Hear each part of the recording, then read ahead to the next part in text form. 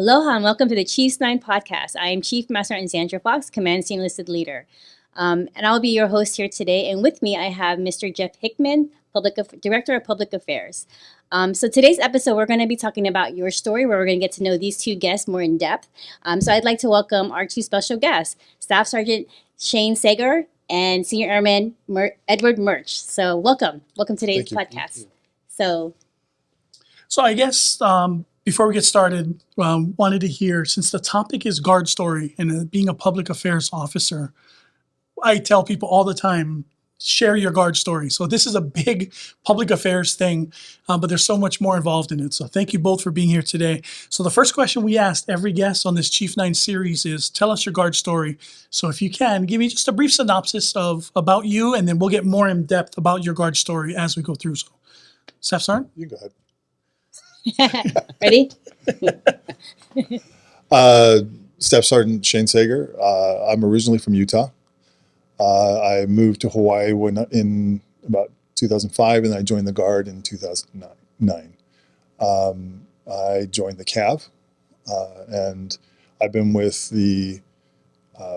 with Bravo Troop 1299 CAV my entire career so far. I have deployed once on a peacekeeping mission to Egypt for the MFO, and I have done two local missions, one for COVID, and I was on COVID for Kona on the Big Island for about 18 months, and then also I was on Maui for the Lahaina fires for about 4 months. And I also now work at the Joint Operations Center for Hawaii National Guard as a emergency management specialist. Excellent. Wow, that's a lot of stuff. Yeah, and 2009, so you joined a little bit later. Yeah, I was 38. 38? Okay. Well, we're going to get into that. Yeah. Senior Airman? Thank you. Thank you for the opportunity to be here today. My name is Senior Airman Eduard Merc, and I'm originally from Czechoslovakia. You can sense a little bit of an accent. Now it's known as Slovakia, Eastern Europe. Just to give you a little perspective, roughly 100 miles from the Ukrainian borders, so pretty close to the current conflict that's happening there right now. I joined Hawaii Air National Guard proudly at the age of 39, and I think I was the longest serving blue shirt at the group at the Hawaii Air National Guard, and I'm currently the financial management technician at 154 CPTF unit. Working for the wing, and I have amazing team that I work with, and working on the amazing leadership there as well. So I'd like to give shout out to my team as well. My civilian side actually is I'm a full-time professor at University of Hawaii at Chaminade University of Honolulu as well, and I try to share the educational side, the experience and the skills here at the Hawaii Air National Guard by being actively involved at our wing with the enlisted airman leadership continuum training and development and professional training in general for the entire wing. So pleasure to be here. All right. Well, thank you both. Great topics. Yeah. Okay. So I guess I'll start off Yep, with you the go first ahead. question. So being a Hawaii National Guard, Air National Guard, Army National Guard, what has been the biggest impact in your life by serving with the Hawaii National Guard? You go ahead. Impact. I think that's the word that I try to instill when I'm in my civilian job to my students in the classroom. I teach in a school of business, and long story short, we are not trying to teach them just how to be a good business and to make profit, but how to create an impactful environment for all the communities that we try to serve as business people, right? That's my background. Here at Hawaii Air National Guard, the biggest impact that the Guard has on me personally is I come from Czechoslovakia, Eastern Europe, long history of world wars. My country was actually liberated by American forces, and my uncle and my grandfather always used to tell me how grateful he is for American and Russian forces. I mean, long story short, right, in World War II, it was they were both fighting Nazis, but it always instilled a sense of pride to serve a country, and the United States has given me so much already as an immigrant. And I just love the opportunity not just to serve the country, but to serve the state of Hawaii. And we are so blessed to be here and to living here in Hawaii. So that's something that has a huge impact on me. And most importantly, the biggest impact that it has on me is the people that I work with. I have amazing group of team members at the CPTF unit, and I learn every day from them. And it's not just the learning, but it's also the service that we provide to everybody in the wing, basically, because we deal with financial management, we deal with budgets, customer service for every Air National Guard, and that's something that I take huge pride in, and it makes me feel that I do something bigger than myself, basically, at Hawaii Air National Guard. Not just the job, but it is a mission for me that has a huge impact in my life. What made you join the Hawaii Air National Guard? What made me join? I know it might sound like a cliche, but I did want to give back to the country. I recently became a United States citizen just before kind of going through the paperwork of joining Hawaii Air National Guard. And becoming a citizen in this country is one of the biggest privileges that we can actually enjoy personally. That's my opinion. And I just wanted to give back in terms of, wow, how lucky I am to live here in one of the best countries in the world. My civilian job has taken me to over 35 countries in the world. And I personally come from Europe, so I've been to various parts of Europe. I love my homeland of Slovakia, but I think we are so lucky to live here in the United States, especially in Hawaii. So, joining Hawaii Air National Guard at 39, close to 40, and being in a basic training as the oldest person there, it's not fun. but I could see how other younger people were actually motivated and wanted to maybe serve, and they were seeking somebody else that could actually push them.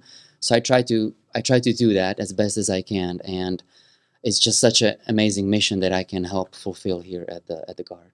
It sounds like your age has actually helped you and other people. Wisdom. Yes, wisdom. Yes. And so that's not a deterrent at all. Well, thank you. Yes. Thank you for sharing that. Thank you. Impact. I think in anyone's life you can grab a handful of things in your life that have impacted it, either for better or for worse. Joining the Guard literally probably saved my life. And so that was the first thing. And then the second thing is it taught me and continues to teach me, what good leadership looks like. And I apologize, I'm a little emotional today. One of my first sergeants passed away recently, and he had a huge impact. He was a great mentor for me, so I apologize for that. First Sergeant Titia. Yes. Yep.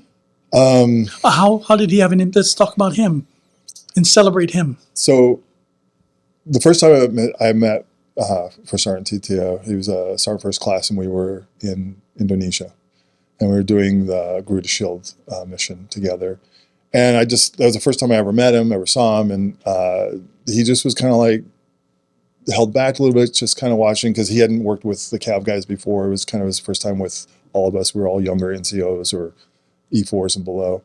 And so that was the first time. He loved rugby, and I had my rugby ball with me, so we got to throw the ball around a little bit.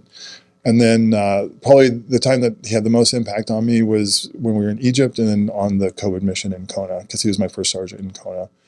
And in Egypt, he gave me the opportunity to run the USO while I was in Egypt, because I had a 5-hour-a-day job, and if I hadn't had something else to do, I would have gotten in trouble.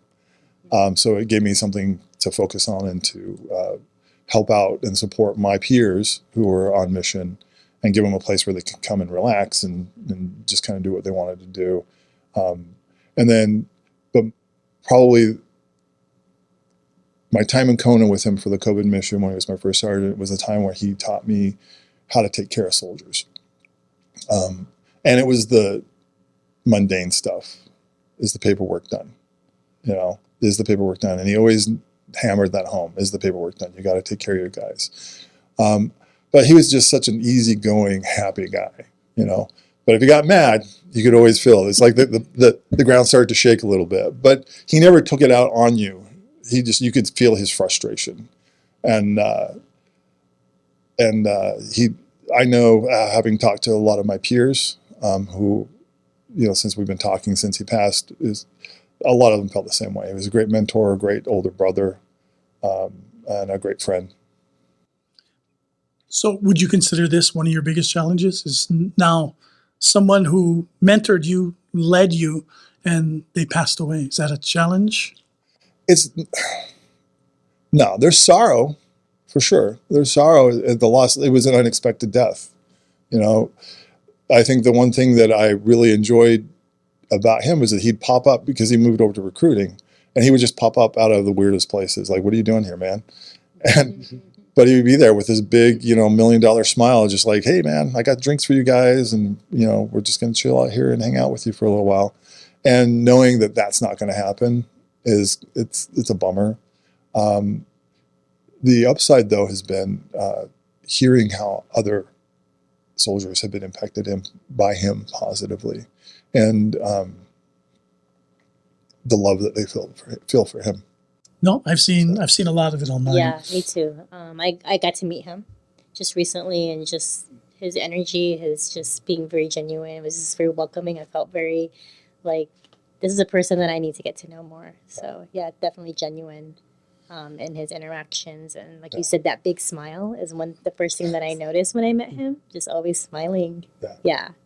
I like hearing the difference, the big smile and the earth shaking. Yeah, like a good a balance, wide range of right? talents. Seriously, Yeah. it's like if he had a superpower, it was to just cause earthquakes when he was getting mad. Hey.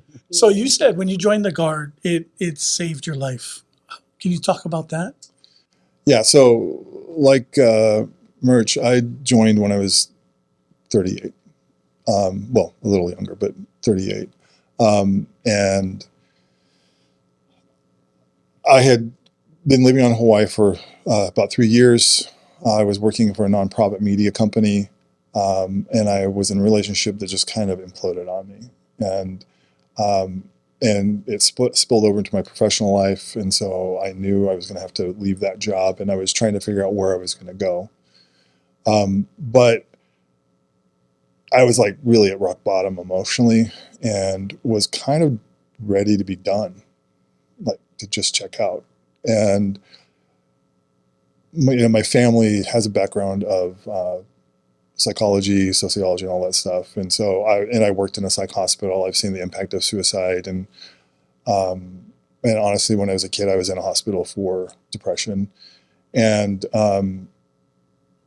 I joined so I wouldn't have to do it. And if I wanted to walk in front of a bullet, so that at least if I died, my family could go, oh, well, he died serving the country, And then I went to my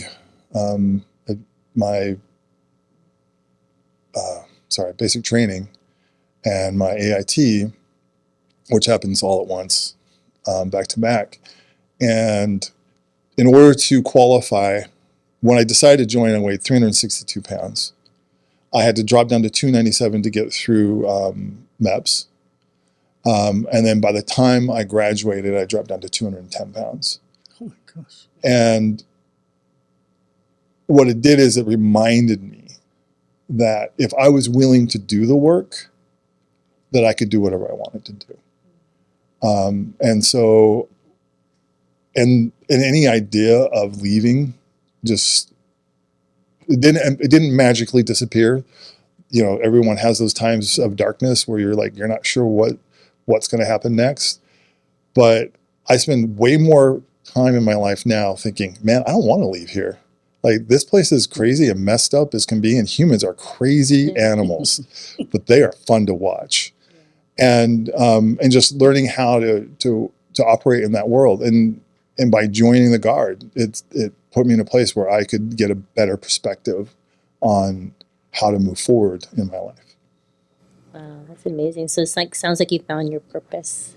Yeah. Well, like I said, there's one of a handful of things that, decision points that I've made that I know have moved my life in the direction that has been more effective for me.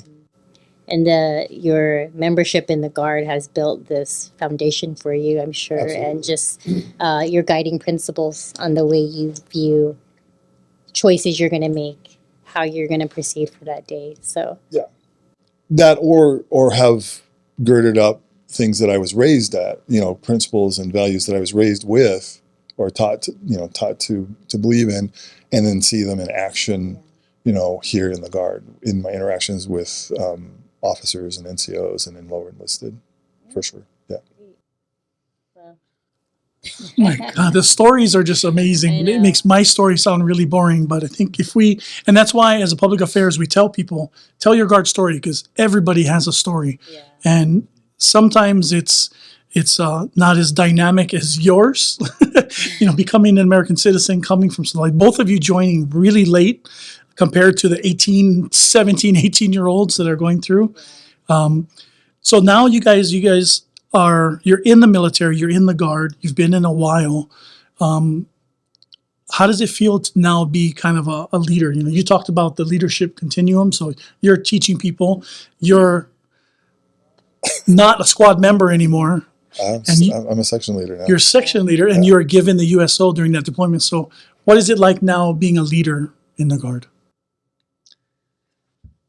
It's a good question. I think leadership itself is just the title, but how we do and how we interact with people is what really defines who you are as a leader. And I think anybody can become a leader.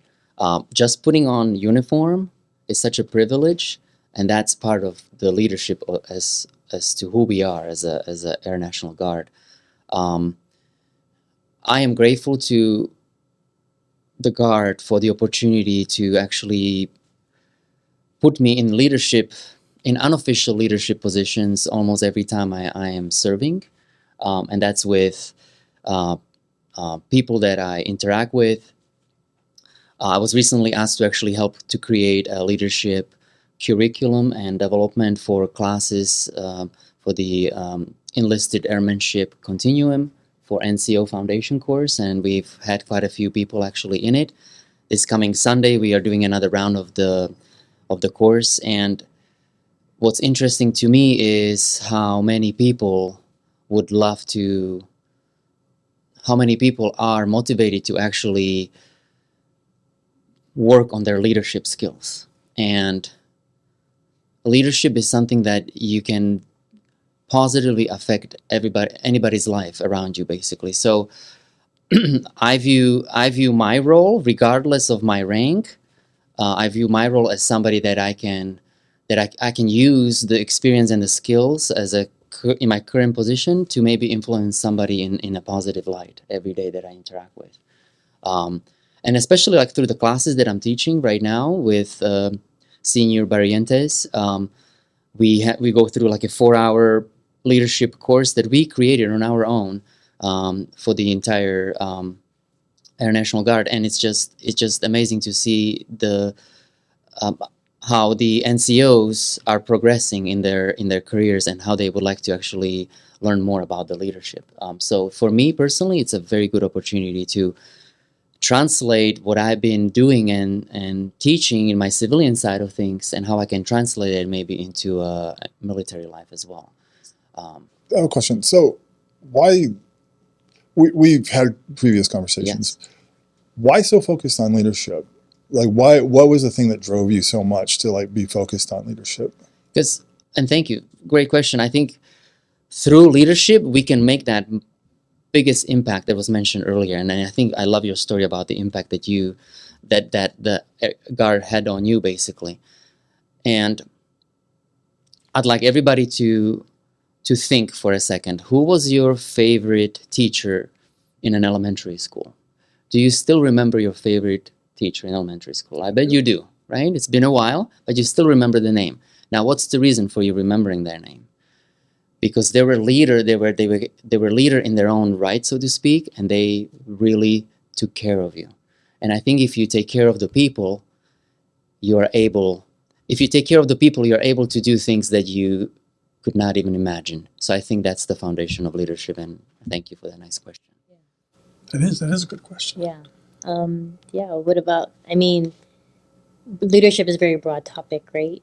And I think it just boils down to communication, how we grow people, how we want them to lead and be developed. And so I think it's amazing, like, your experiences, now you're giving back in a role in the uniform. So it all like translates together, like all our experiences, all of our values really make up like who we are as a leader. So I appreciate, your insights on that. Yeah, it's great. How about you? How does it feel to be a leader now? There's a lot of growth. When I first came in, when I first joined, there was like, oh, you're old, so you're gonna have all this wisdom, and you're gonna like have all this experience.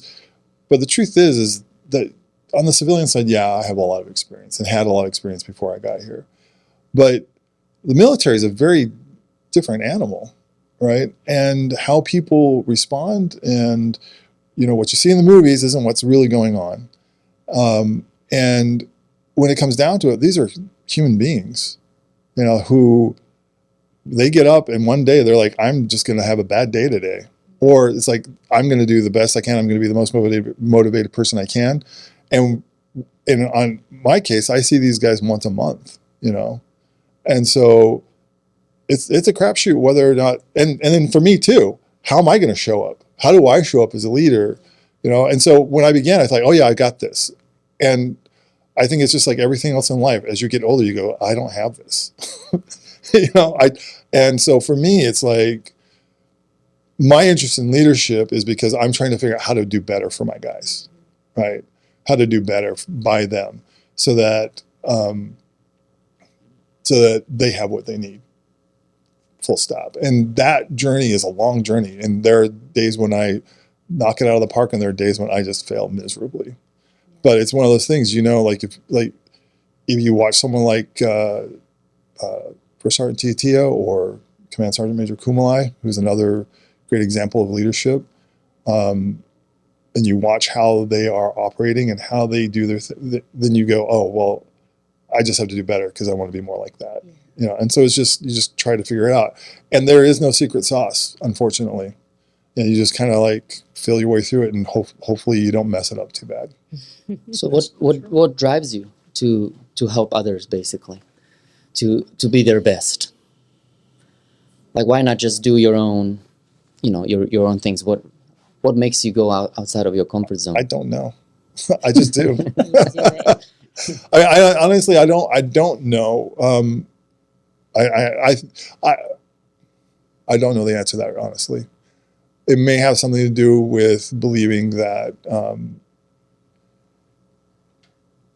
I'm supposed to help the organization be better, right? Mm-hmm. One of the tenets for both officers and for NCOs is improving the organization and leaving it better than you found it, right? So just wanting to figure out how to do that better, I think. And plus, I like people. Like I said, the human animal, crazy. Yeah, human aspects, sure. And it's fun to watch them. And when they succeed, they're like, it's like nothing else. They are amazing. Okay. Well, that's so great. Sorry, I'm like at a loss of like, so I have a lot of questions, but I know we have a short time. So, can you name 3 things that you think Guardsmen can do to sustain their career and also enjoy doing it? Because sometimes it's a hard balance between being an MD DSG and then maybe being an AGR, and so that kind of all mixes together. So, how do you guys have any advice or thoughts about how you do that right now, balancing both? 3 things. I would say the word that I like to use is be authentic. I agree with Sergeant Seggar in terms of we are human animals, in terms of we are highly attuned social animals. Well, that means we pick up on how we treat each other. And that's, I think, the foundation here. So if you decide to join, if you want to succeed in the Guard, at the end of the day, it's not about the system, it's not about the tools, it's not about different things that we use, it's about how you build those relationships. And the fundamental block of building relationships is, are you authentic? So I think that would be the first one, right? Being genuine, being authentic, and just being yourself, of course, respectful, but people will work with you and people will support you if they feel that you are genuine to them. And that's the foundation of building a trust. At the end of the day, do I trust all of you in this room? Yeah, if I get to know you even more and if we are authentic to each other, I think trust will lead us towards the mission that we need to accomplish. Number two, I think would be ask a lot of questions. I call it the art of questioning, right? Not art of speaking. Speaking is important, but more importantly, it's art of questioning. If you don't know something, and especially for a DSG like me, I was so overwhelmed, and I agree with you. Military is just a completely different environment from a civilian world. It gets overwhelming for a DSG, and our leaders, our commanders are doing their best, but it's just the limitations of how long we serve, like every month. DSG? Like an M day. What? It's M day. Oh, Yeah. Sorry. Equivalent. Drill status. Yeah, Drill status, yeah. sorry. So we come once a month, basically, right? And it's just, we get overwhelmed maybe with the questions. I get 250 emails in my inbox. So seek help, ask questions. That's number two. And then number three would be, I used to teach in Japan a lot, and there's a philosophy that comes from Japan that's used in business a lot. It's called continuous improvement, right? CI. And I teach in my business classes, don't seek perfection, seek progress. So try to improve yourself by 1% at least every day.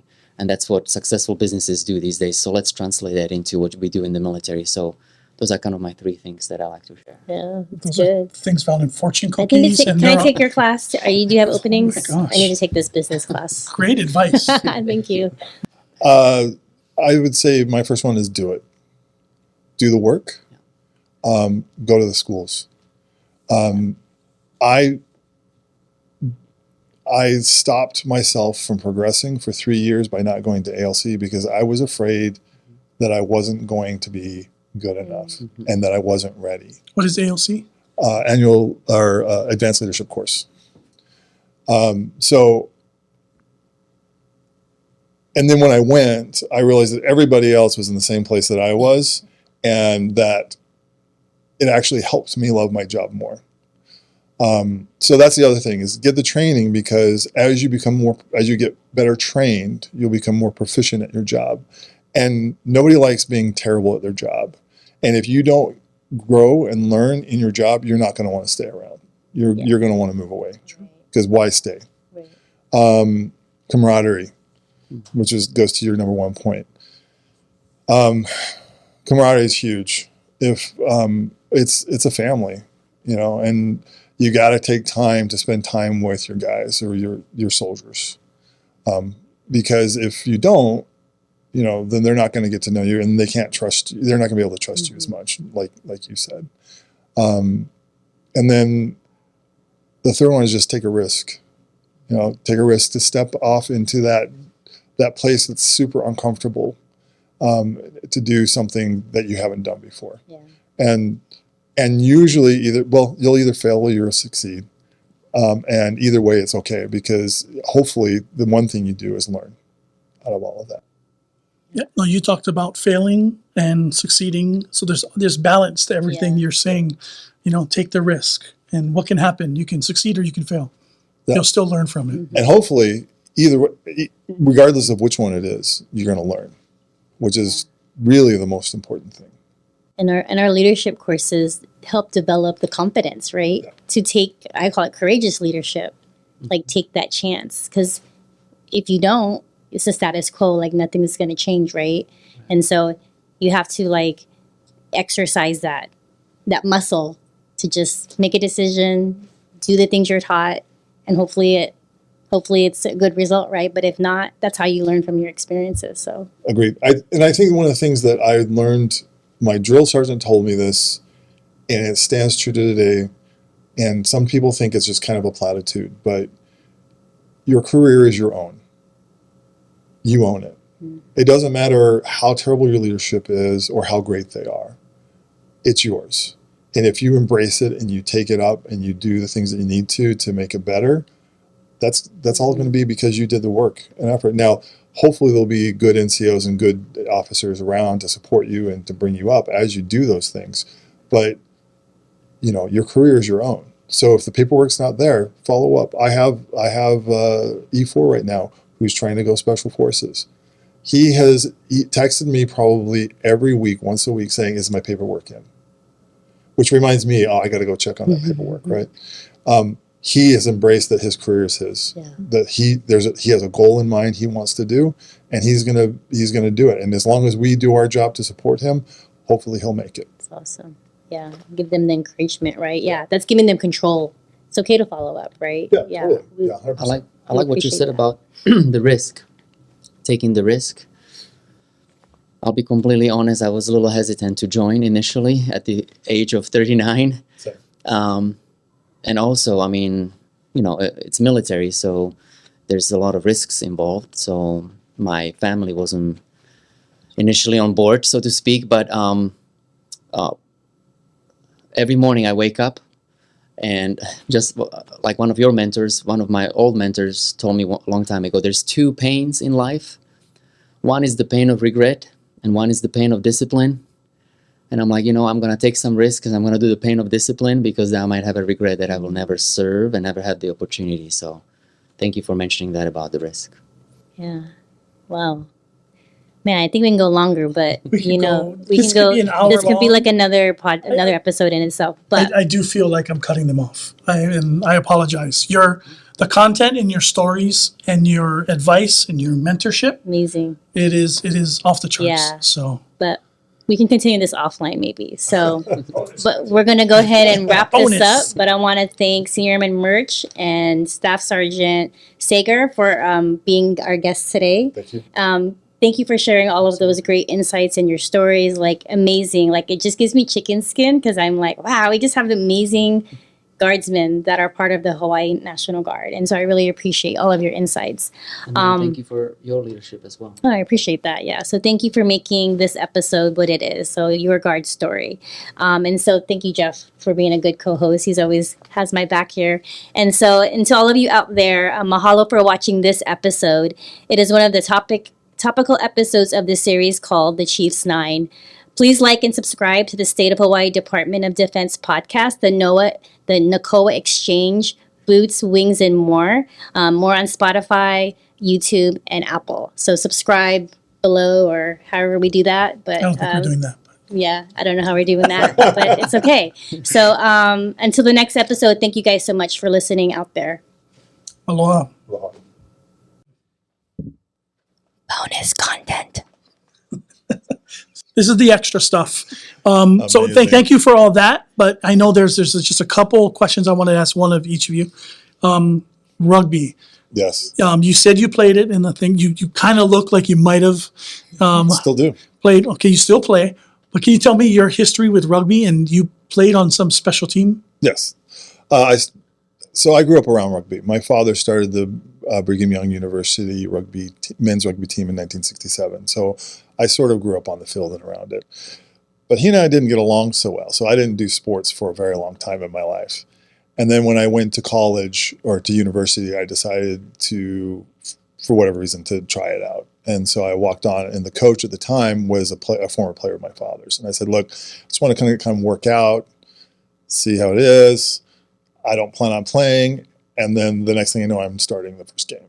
So I played for BYU. I played for a club called Haggis in Salt Lake City, or Park City, Utah. And then I moved here and I started playing for the Hawaii Harlequins, which is the oldest rugby club here on the island. And at some point, right after I got back to the unit from my training, I got a job as an admin assistant, and I heard that there was this thing called All Army Rugby. And I was part of Rear Det because the brigade was deployed. Mm-hmm.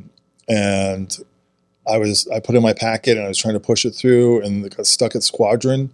And the acting squadron commander was on a phone call to the man that was supposed to be my commander, but he was forward. And he's like, hey, this private wants to play rugby. Should I send him? And he goes, yeah, you should send him. because he played rugby too. And so I got to go try out for the All Army rugby team in, I think it was 2010.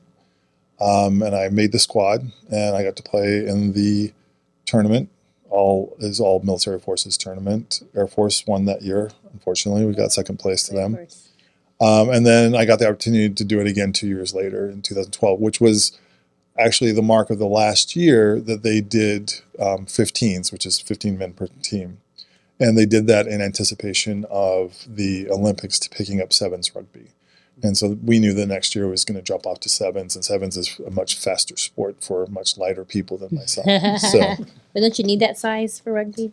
You do, but when you're playing sevens, it's just very fast. It's the same size field, and you've got to cover it with 7 guys on each team. So it's the size of a soccer field. Wow. And then about a year ago, I decided I was going to play again. So I hung up my boots in 2012, and then I started playing with the Harlequins again this year. So this is my first season back. 12 years hiatus. Yeah, man. It was my first game. That next Sunday, I did not get out of bed. Everything hurt. I think now you better ask your first sergeant, can I play? Do you play still? Yeah. For fun? No, I compete. Yeah. Oh, you? Yeah. Oh. I'm back with the Harlequins again. Gotcha. So you got the return of a pro. Yeah, 12 years is a long time, man. And the things that you used to be able to do, you don't, like, you have to really work hard to get back there. The fact that I made it through an entire season, and the fact that I was able to play every game I played the entire 80 minutes. Sorry about that.